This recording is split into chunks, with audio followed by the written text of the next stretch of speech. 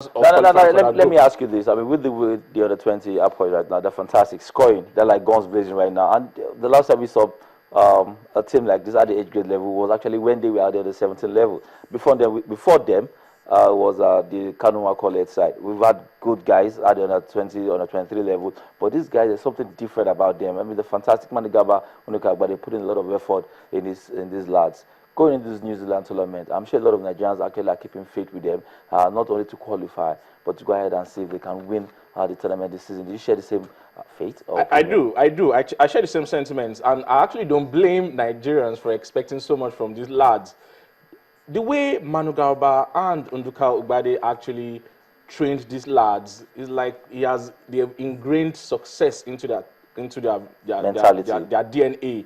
They don't know how to lose. I listened to a radio interview, Joshua Inaolo, and I think it was Ifeanyi Matthew, and they kept on saying, anybody, we will win. It doesn't matter. Even in Brazil, we will win. And they said, no, what if it comes like this? We will win. They said, what if it goes into extra time? It is us. We will win. And they sounded very, very confident. The last time, as you mentioned, was 93, when I saw a team also as dominating like that. And we've seen the procession over years. In that 93 team, Kanawako was there, Wilson Oruma was there, Celestin Babayaro, Mobi Okparaku was in that team, Karibo Jigwe, and they all went on to play for the senior national team. They were also the bulk of lads that actually went to win Atlanta in 96, 3 years on.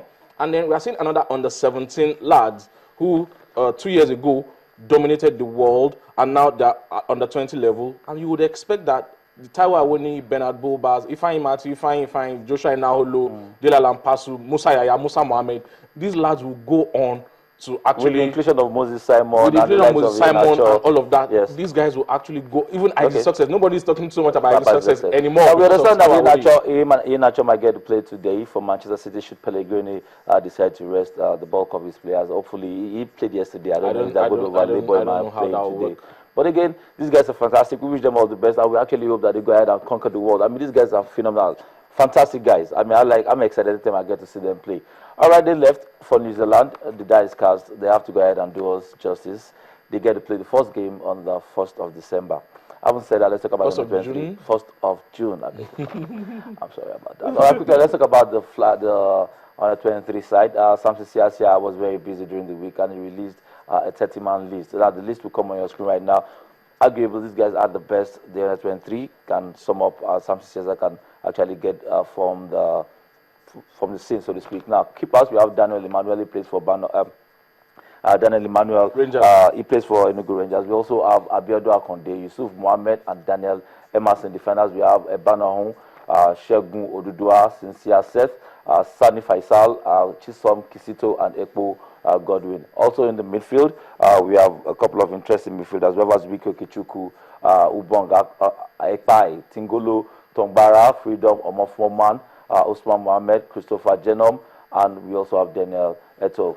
Other guys are in the midfield section. We have strikers, very interesting strike force that I must confess. We have the likes of Etebo doing well, I mean, prominent in the strike force. The other guys, we have Peter Onyekachi, Ogenekaro, Etebo, like I did say, Junior Ajayi, Akimbolu Ayofe, William Meme, and Moses Omoduemekpe. It's a 30-man list, fantastic squad. You expect that at some point he will definitely prune it down. The strike force particularly excites me. Moses Ubong Ekpai, fantastic scorer for Kano Pillars. I think he's on 4 or 5 goals now this season.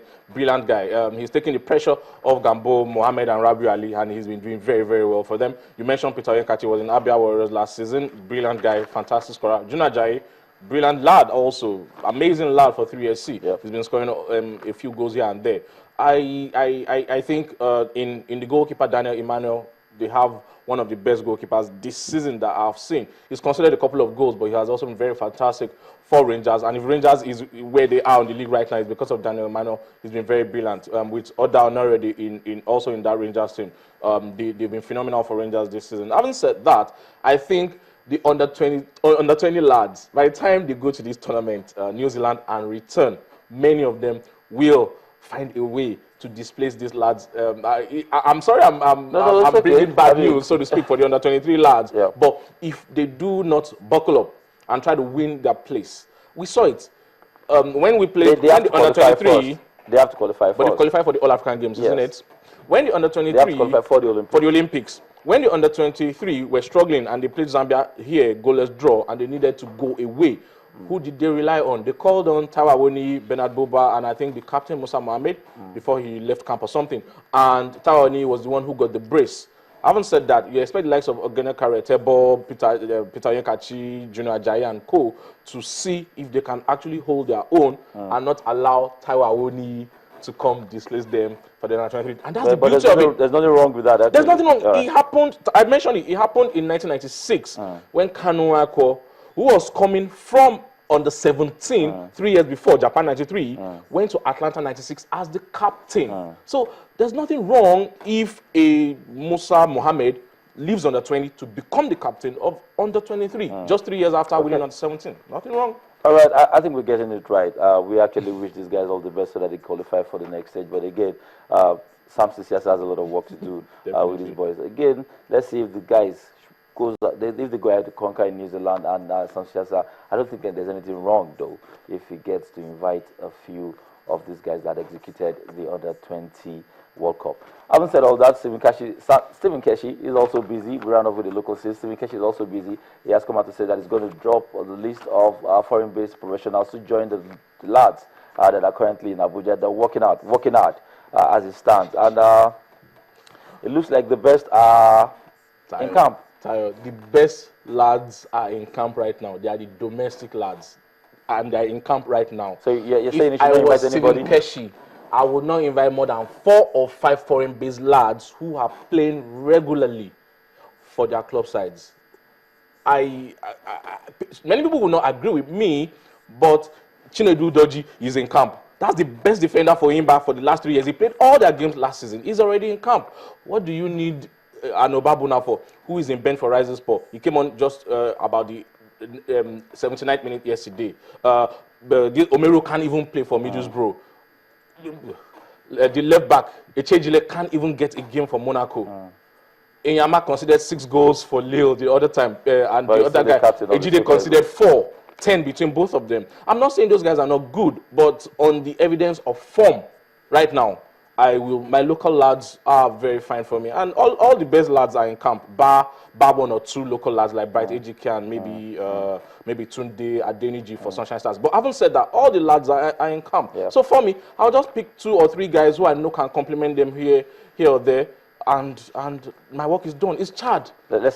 Let's see what Stephen Keshi has up his sleeves. I mean, we can't take it away from him. I mean, he's done so much in the past years. But again, should I use the word he got it wrong? Should I say that he got it wrong at some point in time? But again, let's see what he's going to come up with. Right now, we're all supporting Stephen Keshi. Let's see what list he's going to come up with as foreign base. I mean, he probably might be discovering somebody from somewhere this time around too as well. Having said all that, that's what we have for you on the local scene. Let's talk about the English Premier League. It's done and dusted, so to speak. But we'll see the last round of games, the week 38 games being played today, 4 p.m. All the games will play simultaneously across England, and yes, it's sealed. Top 4 is sealed. Unless, of course, we see a miracle.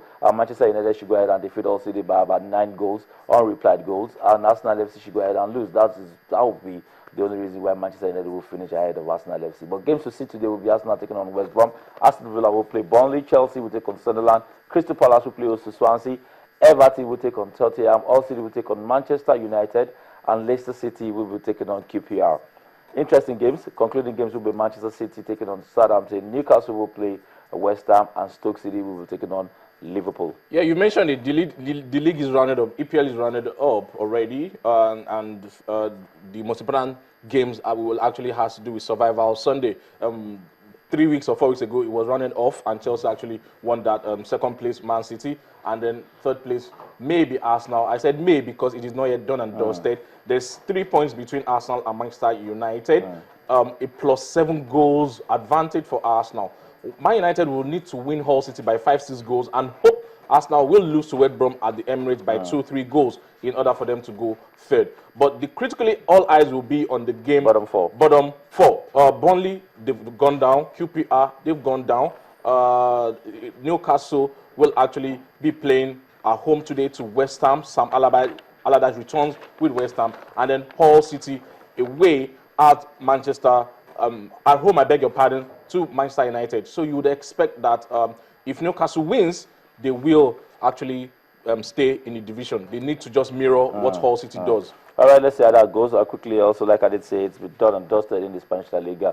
We saw Cristiano Ronaldo get another hat-trick yesterday. But quickly, we're going to take you through the log just so you can get a seat on your screen. Barcelona finished on top of the table with maximum points in that league. Now, they finished with 94 points. Second was Real Madrid with 92 points. Atletico Madrid at 78 points, and we saw Atletico Madrid finish third, Valencia fourth with 77 points. The interesting thing is, between them, they scored about 228 goals for Barcelona and Real Madrid. Barcelona scored about 110, and Real Madrid scored about 118. Now, relegated side, we have Eibar, Almeria, and Cordoba. That's it. Germany, we have Bayern Munich. Italy, we have Juventus. France, we have PSG as champions. I'd like to say thank you, Larry. Always a pleasure being in the studio. Cristiano Ronaldo set a new record yesterday. His goal took him to 48, and that's the second time he's winning the Prt3 without actually winning the La Liga trophy. Second time after Hugo Sanchez. Brilliant lads, we will see. Okay, all right, we'll go on a break, and when we do come back, Ken has the kids in the studio to talk to you. I mean, you get to talk to them, you get to listen to them. Probably he's going to leave the line open for you to say something to as well. We'll go on the break. When we come back, the show will continue. Join us again.